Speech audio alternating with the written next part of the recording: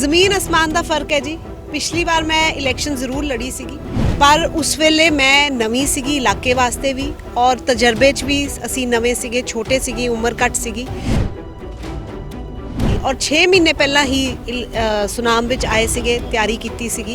6 ਮਹੀਨਿਆਂ 'ਚ ਵਿਚਰਨ ਦੇ ਬਾਵਜੂਦ 32,000 ਜਿਹੜੀ ਵੋਟ ਮੈਨੂੰ ਪਿਛਲੀ ਵਾਰ ਪਈ ਸੀ, ਉਹ ਬਹੁਤ ਮੈਂ ਸਮਝਦੀ ਹਾਂ ਕਿ ਮੇਰੀ ਬਹੁਤ ਚੰਗੀ ਕਿਸਮਤ ਸੀ। ਔਰ ਜਿੱਦਣ ਅਸੀਂ ਇਲੈਕਸ਼ਨ ਹਾਰੇ ਸੀ ਉਸ ਦਿਨ ਹੀ ਮੈਂ ਤੇ ਮੇਰੇ ਹਸਬੈਂਡ ਨੇ ਸਹੁੰ ਖਾਧੀ ਸੀ ਕਿ ਜੇ ਸੁਨਾਮ ਦੀ ਸਿਆਸਤ ਵਿੱਚ ਹਿੱਸਾ ਲੈਣਾ ਹੈ, ਜੇ ਅਗਲੀ ਇਲੈਕਸ਼ਨ ਲੜਨੀ ਹੈ ਤਾਂ 24 ਘੰਟੇ ਆਪਣੇ ਆਪ ਨੂੰ ਸੁਨਾਮ ਲਈ, ਇੱਥੋਂ ਦੇ ਲੋਕਾਂ ਲਈ ਸਮਰਪਿਤ ਕਰਨਾ ਪਏਗਾ।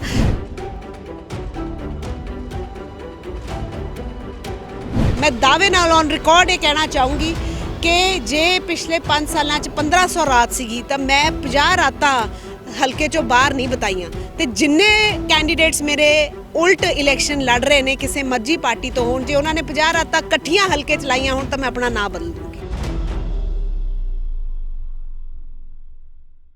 ਜਿਵੇਂ ਜਿਵੇਂ ਚੋਣਾਂ ਦਾ ਟਾਈਮ ਨੇੜੇ ਆ ਰਿਹਾ ਹੈ, ਹਰ ਸਿਆਸੀ ਪਾਰਟੀ ਆਪਣੇ ਕੈਂਡੀਡੇਟ ਉਤਾਰਨ ਦੇ ਵਿੱਚ ਲੱਗ ਚੁੱਕੀ ਹੈ। ਲੇਕਿਨ ਗੱਲ ਕਰਦੇ ਹਾਂ ਕਾਂਗਰਸ ਪਾਰਟੀ ਦੀ। ਅਸੀਂ ਖੜੇ ਹਾਂ ਅੱਜ ਸੁਨਾਮ ਦੇ ਵਿੱਚ। ਪਿਛਲੀ ਵਾਰ ਦੀ ਇਲੈਕਸ਼ਨ ਲੜ ਚੁੱਕੀ ਦਮਨ ਬਾਜਵਾ ਸਾਡੇ ਨਾਲ ਮੌਜੂਦ ਨੇ। ਉਹਨਾਂ ਨਾਲ ਗੱਲਬਾਤ ਕਰਦੇ ਕਿ 2022 ਦੀ ਚੋਣਾਂ ਨੂੰ ਲੈ ਕੇ ਉਹਨਾਂ ਦੀ ਕਿੰਨੀਆਂ ਤਿਆਰੀਆਂ ਨੇ, ਕਾਂਗਰਸ ਪਾਰਟੀ ਦੀ ਕਿੰਨੀਆਂ ਤਿਆਰੀਆਂ ਨੇ ਪੰਜਾਬ ਦੇ ਵਿੱਚ, ਤੇ ਸੁਨਾਮ ਤੋਂ ਮੈਡਮ ਦੀ ਕਿੰਨੀ ਤਿਆਰੀਆਂ ਨੇ, ਸਾਰੀ ਗੱਲਬਾਤ ਕਰਦੇ ਹਾਂ। ਬਾਜਵਾ ਜੀ, ਕਿੱਦਾਂ ਦੇਖਦੇ ਹੋ 2022 ਦੀ ਵਿਧਾਨ ਸਭਾ ਚੋਣਾਂ ਨੂੰ? ਪਿਛਲੇ ਵਾਰ ਵੀ ਟੋਨੀ ਜੀ ਬਹੁਤ ਬਹੁਤ ਸਤਿ ਸ਼੍ਰੀ ਅਕਾਲ, ਤੁਹਾਡੇ ਸਾਰੇ ਦਰਸ਼ਕਾਂ ਨੂੰ ਵੀ ਮੇਰੇ ਵੱਲੋਂ ਸਤਿ ਸ਼੍ਰੀ ਅਕਾਲ। ਤੇ ਤਿਆਰੀ ਦੀ ਗੱਲ ਕਰ ਰਹੇ ਹੋ ਤੁਸੀਂ, ਤਿਆਰੀ ਪੂਰੀ ਹੈ, ਪੂਰੇ ਡਟੇ ਹੋਏ ਆ। ਔਰ ਅੱਜ ਤੋਂ ਨਹੀਂ, ਪਿਛਲੇ 5 ਸਾਲਾਂ ਤੋਂ ਆਪਣੇ ਇਲਾਕੇ, ਆਪਣੇ ਸੁਨਾਮ ਦੀ ਸੇਵਾ ਵਿੱਚ ਲੱਗੇ ਹੋਏ ਆ। ਤੇ ਤਿਆਰੀ ਵੱਲੋਂ ਕੋਈ ਕਸਰ ਨਹੀਂ, ਨਾ ਸਾਡੇ ਵੱਲੋਂ, ਨਾ ਪਾਰਟੀ ਵੱਲੋਂ, ਨਾ ਸਰਕਾਰ ਵੱਲੋਂ। ਤੇ ਪੂਰੀ ਵਧੀਆ ਇਲੈਕਸ਼ਨ ਲੜਾਂਗੇ ਔਰ ਜਿੱਤਾਂਗੇ ਸੀਟ। 2017 ਦੇ ਵਿੱਚ ਵੀ ਤੁਸੀਂ ਚੋਣ ਲੜੀ ਸੀ, ਤੇ ਪਹਿਲਾਂ ਨਾਲੋਂ ਤੇ ਹੁਣ 5 ਸਾਲਾਂ ਦੇ ਵਿੱਚ ਕਿੰਨਾ ਤੁਸੀਂ ਫਰਕ ਦੇਖਦੇ ਹੋ? ਜ਼ਮੀਨ ਅਸਮਾਨ ਦਾ ਫਰਕ ਹੈ ਜੀ। ਪਿਛਲੀ ਵਾਰ ਮੈਂ ਇਲੈਕਸ਼ਨ ਜ਼ਰੂਰ ਲੜੀ ਸੀਗੀ, ਔਰ ਪਰ ਉਸ ਵੇਲੇ ਮੈਂ ਨਵੀਂ ਸੀਗੀ ਇਲਾਕੇ ਵਾਸਤੇ ਵੀ, ਔਰ ਤਜਰਬੇ 'ਚ ਵੀ ਅਸੀਂ ਨਵੇਂ ਸੀਗੇ, ਛੋਟੇ ਸੀਗੇ, ਉਮਰ ਘੱਟ ਸੀਗੀ। ਪਰ ਪਾਰਟੀ ਨੇ ਉਦੋਂ ਐਡਾ ਵੱਡਾ ਮਾਣ ਬਖਸ਼ਿਆ, ਟਿਕਟ ਦਿੱਤੀ ਸਾਨੂੰ, ਤਾਂ ਉਸ ਦਾ ਵੀ ਉਦੋਂ ਉਮੀਦ ਨਹੀਂ ਸੀਗੀ। ਔਰ 6 ਮਹੀਨੇ ਪਹਿਲਾਂ ਹੀ ਸੁਨਾਮ ਵਿੱਚ ਆਏ ਸੀਗੇ, ਤਿਆਰੀ ਕੀਤੀ ਸੀਗੀ। 6 ਮਹੀਨਿਆਂ 'ਚ ਵਿਚਰਨ ਦੇ ਬਾਵਜੂਦ 32,000 ਜਿਹੜੀ ਵੋਟ ਮੈਨੂੰ ਪਿਛਲੀ ਵਾਰ ਪਈ ਸੀ, ਉਹ ਬਹੁਤ ਮੈਂ ਸਮਝਦੀ ਹਾਂ ਕਿ ਮੇਰੀ ਬਹੁਤ ਚੰਗੀ ਕਿਸਮਤ ਸੀ। ਔਰ ਸੁਨਾਮ ਦੇ ਲੋਕਾਂ ਦਾ ਬਹੁਤ ਵੱਡਾ ਉਦੋਂ ਵੀ ਉਹਨਾਂ ਨੇ ਮਾਣ ਬਖਸ਼ਿਆ। ਪਰ ਅੱਜ ਤਾਂ 5 ਸਾਲ, ਜਿੱਦਣ ਅਸੀਂ ਇਲੈਕਸ਼ਨ ਹਾਰੇ ਸੀ ਉਸ ਦਿਨ ਹੀ ਮੈਂ ਤੇ ਮੇਰੇ ਹਸਬੈਂਡ ਨੇ ਸਹੁੰ ਖਾਧੀ ਸੀ ਕਿ ਜੇ ਸੁਨਾਮ ਦੀ ਸਿਆਸਤ ਵਿੱਚ ਹਿੱਸਾ ਲੈਣਾ ਹੈ, ਜੇ ਅਗਲੀ ਇਲੈਕਸ਼ਨ ਲੜਨੀ ਹੈ ਤਾਂ 24 ਘੰਟੇ ਆਪਣੇ ਆਪ ਨੂੰ ਸੁਨਾਮ ਲਈ, ਇੱਥੋਂ ਦੇ ਲੋਕਾਂ ਲਈ ਸਮਰਪਿਤ ਕਰਨਾ ਪਏਗਾ। 24 ਘੰਟੇ ਮੇਰਾ ਖਿਆਲ, ਮੈਂ ਦਾਅਵੇ ਨਾਲ ਔਨ ਰਿਕਾਰਡ ਇਹ ਕਹਿਣਾ ਚਾਹੂੰਗੀ ਕਿ ਜੇ ਪਿਛਲੇ 5 ਸਾਲਾਂ 1500 ਰਾਤ ਸੀਗੀ ਤਾਂ ਮੈਂ 50 ਰਾਤਾਂ ਹਲਕੇ 'ਚੋਂ ਬਾਹਰ ਨਹੀਂ ਬਤਾਈਆਂ। ਤੇ ਜਿੰਨੇ ਕੈਂਡੀਡੇਟਸ ਮੇਰੇ ਉਲਟ ਇਲੈਕਸ਼ਨ ਲੜ ਰਹੇ ਨੇ ਕਿਸੇ ਮਰਜੀ ਪਾਰਟੀ ਤੋਂ ਹੋਣ, ਜੇ ਉਹਨਾਂ ਨੇ 50 ਰਾਤਾਂ ਇਕੱਠੀਆਂ ਹਲਕੇ 'ਚ ਲਾਈਆਂ ਹੋਣ ਤਾਂ ਮੈਂ ਆਪਣਾ ਨਾਮ ਬਦਲ ਦੂੰਗੀ। ਹਲਕਾ ਇੰਚਾਰਜ ਦੀ ਵੱਡੀ ਜ਼ਿੰਮੇਵਾਰੀ ਤੁਹਾਨੂੰ ਸੌਂਪੀ ਗਈ ਹੈ। ਇਹ ਜ਼ਿੰਮੇਵਾਰੀ ਤੋਂ ਬਾਅਦ ਕੀ ਤੁਹਾਨੂੰ ਔਕੜਾਂ ਦਾ ਸਾਹਮਣਾ ਕਰਨਾ ਪਿਆ? ਮੈਂ ਸਮਝਦੀ ਹਾਂ ਹਲਕਾ ਇੰਚਾਰਜ ਇੱਕ ਪੋਜੀਸ਼ਨ ਨਹੀਂ ਹੈਗੀ, ਉਹ ਕੋਈ ਕਨਸਟੀਟਿਊਸ਼ਨਲ ਪੋਸਟ ਨਹੀਂ ਹੈਗੀ, ਪਰ ਉਸ ਦੇ ਨਾਲ ਜ਼ਿੰਮੇਵਾਰੀਆਂ ਬਹੁਤ ਹੈ। ਸੋ ਵਾਕਈ ਇੱਕ ਬੜੀ ਜ਼ਿੰਮੇਦਾਰ ਜਿਹੜੀ ਪੋਜੀਸ਼ਨ ਸੀਗੀ, ਔਰ ਸਰਕਾਰ ਹੋਣ ਕਰਕੇ ਬਹੁਤ ਜ਼ਿਆਦਾ ਜਿਹੜੇ ਲੋਕਾਂ ਦੀਆਂ ਤੁਹਾਡੀਆਂ ਆਸਾਂ ਉਮੀਦਾਂ ਤੁਹਾਡੇ ਨਾਲ ਜੁੜ ਜਾਂਦੀਆਂ। ਸੋ ਪਰ ਮੈਂ ਉਸ ਜ਼ਿੰਮੇਵਾਰੀ ਹੈ, ਮੈਂ ਸਮਝਦੀ ਹਾਂ ਕਿ ਮੇਰੇ ਵਾਸਤੇ ਬਹੁਤ ਵੱਡਾ ਇੱਕ ਲਰਨਿੰਗ ਐਕਸਪੀਰੀਅੰਸ ਸੀਗਾ। ਔਰ ਮੈਂ ਪਰਮਾਤਮਾ ਦੀ ਬਹੁਤ ਸ਼ੁਕਰਗੁਜ਼ਾਰ ਹਾਂ ਕਿ ਮੈਨੂੰ ਇਹਨਾਂ 5 ਸਾਲਾਂ ਵਿੱਚ ਕਿਸੇ ਤਰੀਕੇ ਦੀ ਵੀ ਕੋਈ ਪਾਰਟੀ ਕਰਨੀਓ ਜਾਂ ਸਰਕਾਰ ਕਰਨੀਓ ਕਦੀ ਕੋਈ ਦਿੱਕਤ ਨਹੀਂ ਆਈ।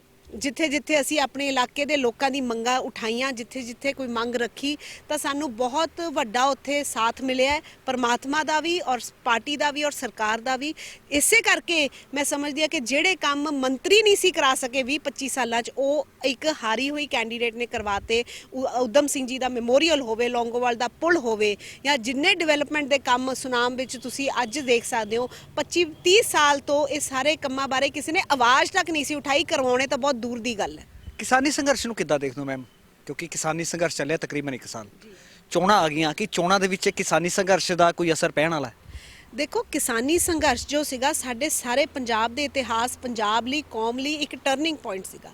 ਜਿਸ ਤਰੀਕੇ ਨਾਲ ਉਹ ਸੰਘਰਸ਼ ਹੋਇਆ, ਜਿਸ ਤਰੀਕੇ ਨਾਲ ਸਾਡੇ ਕਿਸਾਨ ਵੀਰ ਜਾ ਕੇ ਦਿੱਲੀ ਦੇ ਬਾਰਡਰ ਤੇ ਬੈਠੇ, ਜਿਸ ਤਰੀਕੇ ਉਹਨਾਂ ਨੇ ਸਾਡੇ ਹੱਕਾਂ ਦੀ ਲੜਾਈ ਲੜੀ, ਉਸ ਦਾ ਤਾਂ ਕੋਈ ਦੂਜਾ ਮੈਂ ਕਹਿੰਦੀ ਆ ਐਗਜ਼ਾਮਪਲ ਹੀ ਨਹੀਂ ਹੈਗਾ ਜੋ ਉਹਨਾਂ ਨੇ ਕਰ ਦਿਖਾਇਆ। ਔਰ ਜਿਸ ਲੈਵਲ ਤੇ ਉਹਨਾਂ ਨੇ ਜਿੱਤ ਹਾਸਲ ਕੀਤੀ।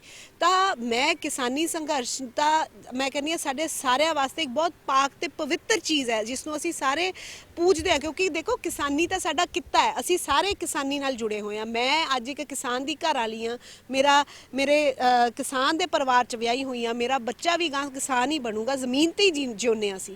ਤਾਂ ਉਹਨਾਂ ਨੇ ਤਾਂ ਸਾਡੀ ਅਣਖ ਸਾਡੀ ਹੋਂਦ ਦੀ ਲੜਾਈ ਲੜੀ ਹੈ। ਤਾਂ ਕਿਸਾਨੀ ਅੰਦੋਲਨ ਤੋਂ ਤਾਂ ਉੱਪਰ ਕੁਝ ਉੱਚਾ ਸੁੱਚਾ ਹੈ ਹੀ ਨਹੀਂ। ਪਰ ਉਹ ਇਲੈਕਸ਼ਨ ਵਿੱਚ ਦੇਖੋ, ਇਲੈਕਸ਼ਨ ਔਰ ਕਿਸਾਨੀ ਸੰਘਰਸ਼ ਜੋ ਹੈ ਉਹ ਦੋ ਵੱਖ ਚੀਜ਼ਾਂ ਨੇ। ਇਲੈਕਸ਼ਨ ਹੁੰਦੀ ਹੈ ਆਪਣੇ ਲੋਕਲ ਸੂਬੇ ਦੇ ਜਿਹੜੇ ਹੋਰ ਡਿਵੈਲਪਮੈਂਟ ਦੇ ਕੰਮ ਨੇ, ਸੋ ਫਰਕ ਜ਼ਰੂਰ ਪਊਗਾ ਕਿਉਂਕਿ ਜਿਹੜੇ ਕਿਸਾਨ ਵੀਰ ਸੀਗੇ ਉਹਨਾਂ ਦੀ ਵੀ ਵਿਊਜ਼, ਉਹਨਾਂ ਦੇ ਵੀ ਪੁਆਇੰਟਸ ਗਿਣੇ ਜਾਣਗੇ, ਉਹਨਾਂ ਦੇ ਉਹ ਕਿਸ ਪਾਸੇ ਉਹਨਾਂ ਦਾ ਝੁਕਾਵ ਹੈ ਉਸ ਦਾ ਬਹੁਤ ਵੱਡਾ ਇੱਕ ਨਜ਼ਰ ਆਏਗਾ, ਫਰਕ ਨਜ਼ਰ ਆਏਗਾ। ਪਰ ਕਿਸਾਨੀ ਸੰਘਰਸ਼ ਨੂੰ ਆਪਾਂ ਵੋਟਾਂ ਨਾਲ ਨਾ ਜੋੜਿਆ ਜਾਏ ਕਿਉਂਕਿ ਕਿਸਾਨੀ ਸੰਘਰਸ਼ ਤਾਂ ਸਾਰੀਆਂ ਪਾਰਟੀਆਂ ਔਰ ਸਾਰੀ ਚੀਜ਼ਾਂ ਤੋਂ ਉੱਪਰ ਉੱਠ ਕੇ ਸੀ। ਨਹੀਂ ਹਾਂ, ਜਿਵੇਂ ਹੁਣ ਸਾਡੇ ਵਰਗੇ ਸੀਗੇ, ਅਸੀਂ ਵੀ ਗਏ, ਅਸੀਂ ਹਿੱਸਾ ਲਿਆ ਸੀ, 5-5 10-10 ਰਾਤਾਂ ਕਿਸਾਨੀ ਅੰਦੋਲਨ ਚ ਲਾਈਆਂ। ਮੇਰੇ ਮਾਤਾ ਜੀ 72 ਸਾਲ ਦੇ ਸੀ, ਅਸੀਂ ਸਾਡਾ ਸਾਰਾ ਪਰਿਵਾਰ ਟਰਾਲੀਆਂ ਤੇ ਬਹਿ ਕੇ ਗਿਆ। ਪਰ ਅਸੀਂ ਕਿਤੇ ਵੀ ਪਾਰਟੀ ਦੇ ਫਲੈਗ ਅੰਡਰ ਨਹੀਂ ਗਏ, ਅਸੀਂ ਐਸ ਕਿਸਾਨ ਗਏ, ਐਸ ਉਹਨਾਂ ਦੀ ਇੱਕ ਬਾਹ, ਉਹਨਾਂ ਦਾ ਇੱਕ ਮੋਢੇ ਨਾਲ ਮੋਢਾ ਜੋੜਨ ਗਏ। ਅਸੀਂ ਕੋਈ ਲੀਡਰ ਬਣ ਕੇ ਨਹੀਂ ਗਏ, ਕੋਈ ਪੋਲੀਟੀਕਲ ਹਸਤੀ ਬਣ ਕੇ ਨਹੀਂ ਗਏ। ਤਾਂ ਉਹ ਚੀਜ਼ ਬਹੁਤ ਵਧੀਆ ਸੀ ਕਿ ਉਹਨੂੰ ਪੋਲੀਟੀਸਾਈਜ਼, ਔਰ ਅੱਗੇ ਵੀ ਮੇਰਾ ਇਹੀ ਮਤਲਬ ਹੈ ਕਿ ਪੰਜਾਬ ਆਪਣੇ ਸਨਾਮ, ਆਪਣੇ ਪਿੰਡਾਂ ਦੇ ਜਿਹੜੇ ਮਸਲੇ ਨੇ ਉਹ ਅੱਡ ਨੇ, ਉਹਨਾਂ ਵਿੱਚ ਕਿਸਾਨਾਂ ਦਾ ਜਿਹੜਾ ਵਿਊ ਪੁਆਇੰਟ ਜ਼ਰੂਰ ਗਿਣੀ ਜਾਏਗੀ, ਪਰ ਇਹਨੂੰ ਪੋਲੀਟੀਸਾਈਜ਼ ਨਹੀਂ ਹੋਣਾ ਚਾਹੀਦਾ। ਜਾਂ ਜਿਹੜੇ ਕਿਸਾਨੀ ਅੰਦੋਲਨ ਸੀ ਉਹ ਵੱਖ ਸੀ, ਵੋਟਾਂ ਵੱਖ ਹੈ। ਨਮਨ ਜੀ, ਪਿੰਡਾਂ ਦੇ ਵਿੱਚ ਜਾ ਰਹੇ ਹੋ, ਲੋਕਾਂ ਦਾ ਕਿੰਨਾ ਕੁ ਰਿਸਪੌਂਸ ਮਿਲਿਆ, ਕਿੰਨਾ ਕੁ ਹੁੰਗਾਰਾ ਹੈ? ਬਹੁਤ ਵਧੀਆ ਰਿਸਪੌਂਸ ਹੈ, ਖਾਸ ਕਰਕੇ ਜਿਹੜਾ ਸਾਡੇ ਪਿੰਡਾਂ ਵਿੱਚ ਸਾਡੇ ਗਰੀਬ ਵਰਗ ਹੈ ਉਹਨਾਂ ਨੂੰ ਜਿਸ ਤਰੀਕੇ ਹੁਣ ਚੰਨੀ ਸਾਹਿਬ ਦੀਆਂ ਜੋ ਭਾਵੇਂ ਬਿਜਲੀ ਦੇ ਮੁਆਵਜ਼ੇ ਜਿਹੜੇ ਮਾਫ ਹੋਏ ਪਿਛਲੇ ਬਿੱਲਾਂ ਦੇ, ਜਾਂ ਜਿਹੜੇ ਕਹਿ ਲਓ ਕਿ ਆਪਾਂ ਹੋਰ ਜਿੰਨੀਆਂ ਸਕੀਮਸ ਚੰਨੀ ਸਾਹਿਬ ਨੇ ਅਨਾਉਂਸ ਕੀਤੀਆਂ, ਹੁਣ ਕਰਜ਼ੇ ਮਾਫ ਹੋਣ ਜਾ ਰਿਹਾ ਦੁਬਾਰਾ ਤੋਂ, ਜਾਂ ਪਹਿਲਾਂ ਵੀ ਜਿਹੜੇ ਸਰਕਾਰ ਵੱਲੋਂ ਕਰਜ਼ੇ ਮਾਫ ਹੋਏ ਸੀ, ਬਿਜਲੀ ਦੀਆਂ ਦਰਾਂ ਜਿਹੜੀਆਂ ਘਟੀਆਂ ਹੈ, ਹੋਰ ਰੇਤੇ ਦਾ ਜਿਹੜਾ ਕੀਮਤਾਂ ਘਟੀਆਂ ਹੈ, ਜਾਂ ਜੋ ਵੀ ਚੀਜ਼ਾਂ ਇੱਕ ਆਮ ਬੰਦੇ ਦੇ ਜੀਵਨ ਨੂੰ ਛੂੰਹਦੀਆਂ ਸੀਗੀਆਂ, ਪਾਣੀ ਦੇ ਬਿੱਲ ਮਾਫ ਹੋਏ ਹੈ। ਸੋ ਲੋਕੀ ਉਸ ਚੀਜ਼ ਨੂੰ ਮਹਿਸੂਸ ਕਰਦੇ ਆ, ਔਰ ਸਾਡੇ ਪੰਜਾਬ ਦੇ ਲੋਕੀ ਕ੍ਰਿਤਕਰ ਨਹੀਂ ਹੈਗੇ, ਜਿਸਨੇ ਉਹਨਾਂ ਨੂੰ ਫਾਇਦਾ ਪਹੁੰਚਾਇਆ ਹੈ ਉਹ ਉਸ ਦਾ ਮੁੱਲ ਜ਼ਰੂਰ ਮੋੜਨਗੇ। ਔਰ ਬਹੁਤ ਵੱਡਾ ਉਤਸ਼ਾਹ ਲੋਕਾਂ ਵਿੱਚ ਨਜ਼ਰ ਆ ਰਿਹਾ ਹੈ, ਔਰ ਪੰਜਾਬ ਵਿੱਚ ਮੈਨੂੰ ਪੂਰੀ ਉਮੀਦ ਹੈ ਕਿ ਕਾਂਗਰਸ ਦੀ ਸਰਕਾਰ ਰਿਪੀਟ ਕਰੇਗੀ। ਇਹ ਸਾਡੇ ਨਾਲ ਸੀ ਸੁਨਾਮ ਤੋਂ ਦਮਨ ਬਾਜਵਾ, ਜਿਨ੍ਹਾਂ ਨੇ ਕਿਹਾ ਕਿ ਇਹ ਪਿੰਡਾਂ ਦੇ ਵਿੱਚ ਜਾ ਰਹੀਆਂ, ਲੋਕਾਂ ਦਾ ਬੜਾ ਹੁੰਗਾਰਾ ਮਿਲ ਰਿਹਾ। ਲੇਕਿਨ ਇਹਨਾਂ ਦਾ ਇਹ ਵੀ ਕਹਿਣਾ ਸੀ ਕਿ ਪੰਜਾਬ ਦੇ ਵਿੱਚ ਕਾਂਗਰਸ ਦੀ ਸਰਕਾਰ ਰਿਪੀਟ ਕਰਨ ਵਾਲੀ ਹੈ, ਲੇਕਿਨ ਇਹ ਆਉਣ ਵਾਲਾ ਸਮਾਂ ਹੀ ਦੱਸੇਗਾ ਕਿ ਲੋਕ ਕਿਹੜੀ ਪਾਰਟੀ ਦੇ ਸਿਰ ਜਿੱਤ ਦਾ ਸਿਹਰਾ ਬੰਦੇ ਨੇ।